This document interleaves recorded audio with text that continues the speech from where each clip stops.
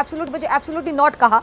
उसके बाद अमेरिका नाराज़ है, ताल्लुकात जो है निचली तरीन सतह पर चले गए हैं। अब दूसरी जानब चीन से दोस्ती, सी पैक, और अमेरिका अपनी शराइत मनवाने के लिए और हमें ब्लैकमेल करने के लिए कुछ भी कर सकते हैं। अगरचे चीन पाकिस्तान का देरीना दोस्त है, इत्तेहादी है, तहम IMF और FATF की जो कुंजी अमेरिका के हाथ में है और वो इसके ज़रिए पाकिस्तान के लिए मुश्किलात भी पैदा कर सकता है और इसके अलावा वो हमारी जो बरामदात हैं उस पर पाबंदियाँ भी लगवा सकता है।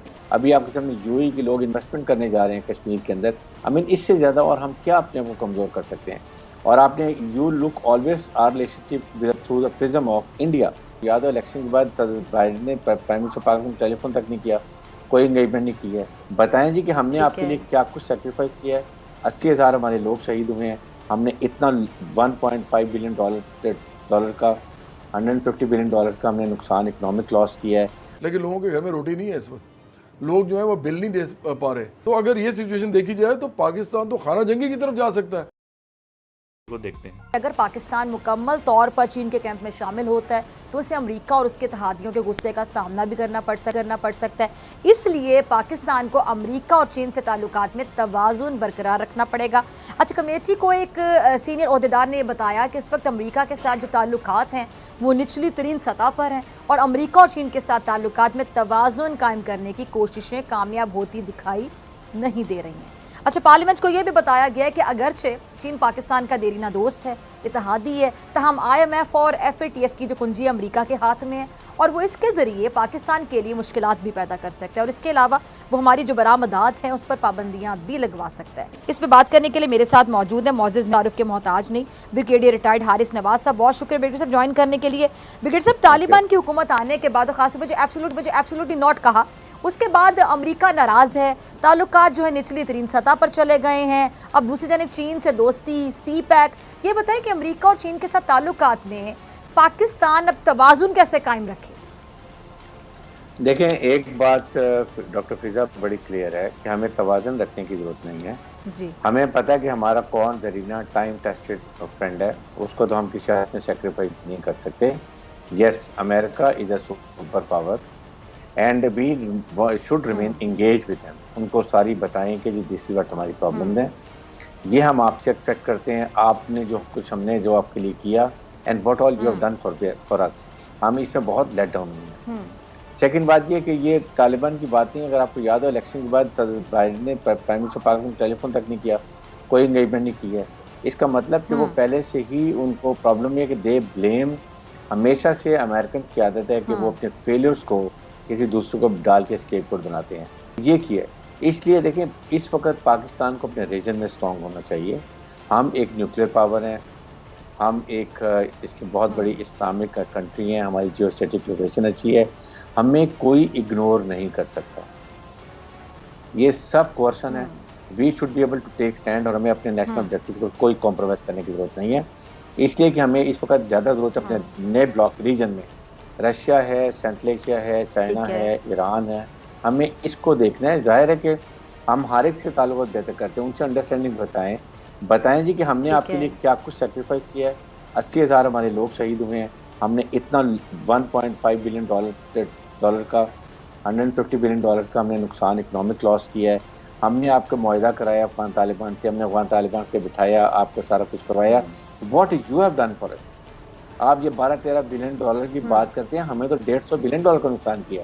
और आपने you look always our relationship through the prism of India. ये बातें जब बताएं तो I think they will understand कि उन्हें समझ आनी चाहिए कि जी पाकिस्तान भी उनसे एक्सपेक्ट करता है और Pakistan is not ordinary country now.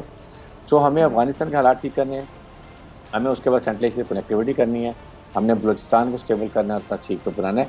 हमारे फोकस बड़े क्लियर होने चाहिए, बट डेफिनेटली ख़राब ताल्लुकात नहीं करने, इंगेज रखने हैं, उनको बताना है, उनके पॉइंट बताने हैं। हम भी आपसे कुछ एक्सपेक्ट करते हैं, we need you should also some do मोर।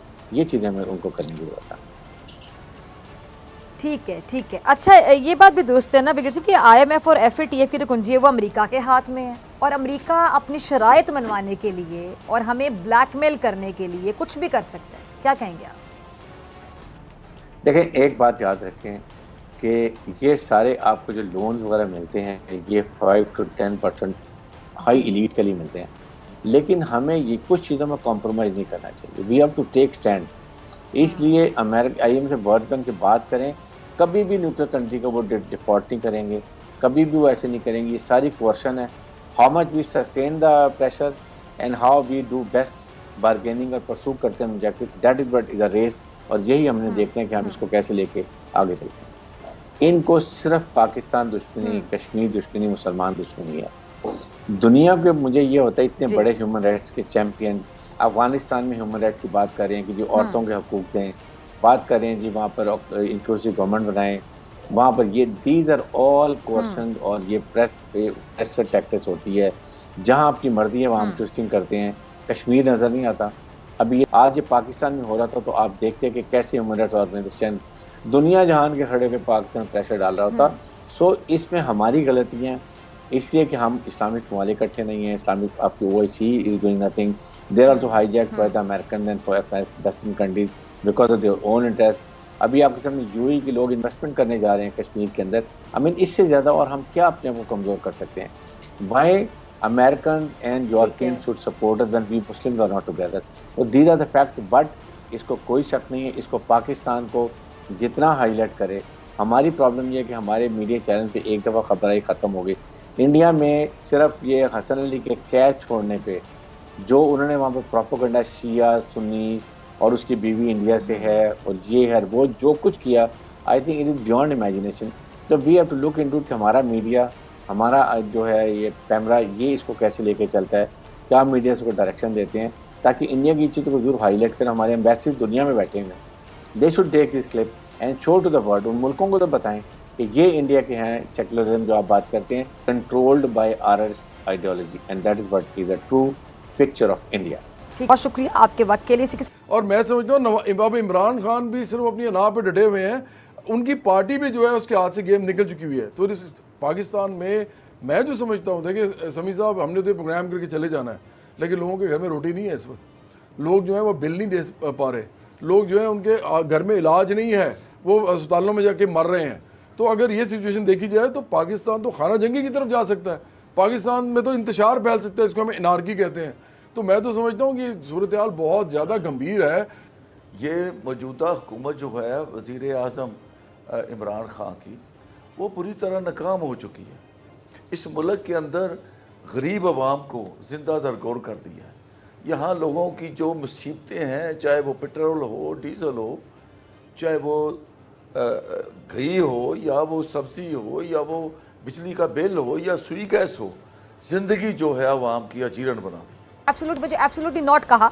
उसके बाद अमेरिका नाराज़ है, ताल्लुकात जो है निचली तरीन सतह पर चले गए हैं। अब दूसरी जानब चीन से दोस्ती, CPEC, और अमेरिका अपनी शराइत मनवाने के लिए और हमें ब्लैकमेल करने के लिए कुछ भी कर सकता है। अगरचे चीन पाकिस्तान का देरीना दोस्त है, इत्तेहादी है, तहम IMF और FATF की जो कुंजी अमेरिका के हाथ में है और वो इसके ज़रिए पाकिस्तान के लिए मुश्किलात भी पैदा कर सकता है। और इसके अलावा